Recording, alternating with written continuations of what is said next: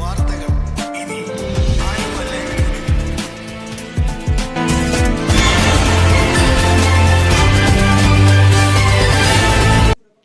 ആവർത്തിച്ചുകൊണ്ടിരിക്കുന്ന നിയമലംഘനം.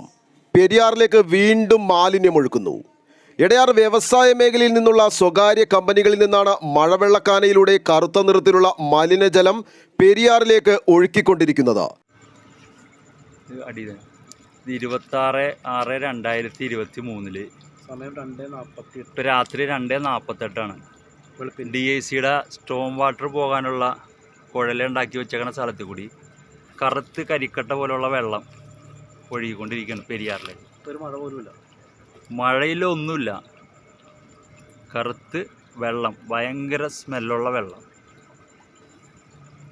ഈ കാണ ഇവിടെ, ആ കാണയുടെ അറ്റത്തേക്ക് അടിച്ച് ഇവിടെ രണ്ടായിട്ട് തിരിയണ പോലെയുണ്ട്. ഒരെണ്ണത്തിൽ കൂടിയാണ് കറുത്തത് ഇങ്ങനെ ഒഴുകി വന്നത്. ഇപ്പുറത്ത് കൂടി നല്ല വെള്ളം, ഇപ്പുറത്ത് കൂടി കറുത്ത വെള്ളം ഒഴുകി ഈ കാണ വഴി നേരെ പെരിയാറിലേക്ക് പോകണം.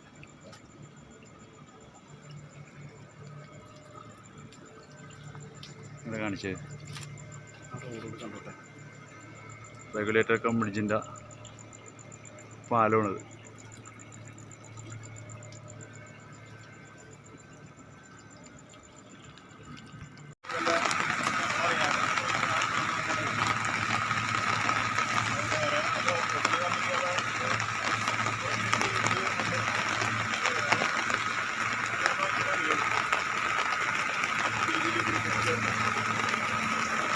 കറുത്തൊഴുകിക്കൊണ്ടിരിക്കുന്നതാണ് DICയുടെ മഴവെള്ളക്കാനേക്കൂടി.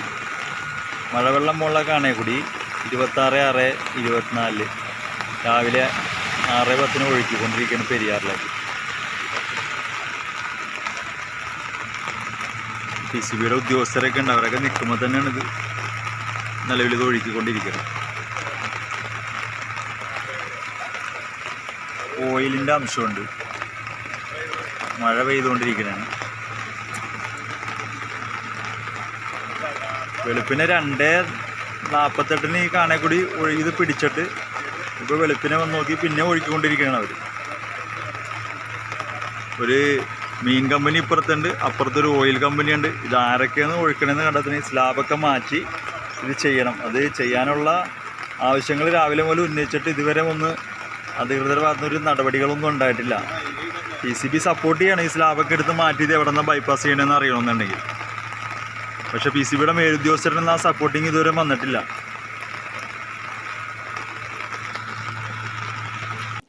ഇന്ന് പുലർച്ചെ 2:45 പരിസ്ഥിതി പ്രവർത്തകരുടെ നിരീക്ഷണത്തിലാണ് ഈ നിയമലംഘനം കണ്ടെത്തിയത്. രാവിലെയും അത് തുടർന്നുകൊണ്ടിരിക്കുകയാണ്. PCB ഉദ്യോഗസ്ഥരും സ്ഥലത്തെത്തി മാലിന്യമൊഴുക്കുന്നത് നേരിൽ കാണുകയും ചെയ്തു. സമീപത്ത് നിരവധി കമ്പനികളുണ്ട്. ഇതിൽ ഏത് കമ്പനിയിൽ നിന്നാണ് ഇത്തരത്തിൽ മലിനജലം കാണയിലൂടെ പെരിയാറിലേക്ക് ഒഴുക്കുന്നതെന്ന് കണ്ടെത്തുന്നതിനായി സ്ലാബുകൾ ഇളക്കി മാറ്റണമെന്നും അതിനുവേണ്ട നടപടികൾ ഇതുവരെയും PCB സ്വീകരിച്ചില്ലെന്നും പരിസ്ഥിതി പ്രവർത്തകർ പറഞ്ഞു. ആലുവ ലൈവ് ന്യൂസിനു വേണ്ടി സിദ്ദീഖ് കാരക്കാടിനൊപ്പം സനൂപ് കളമശ്ശേരി.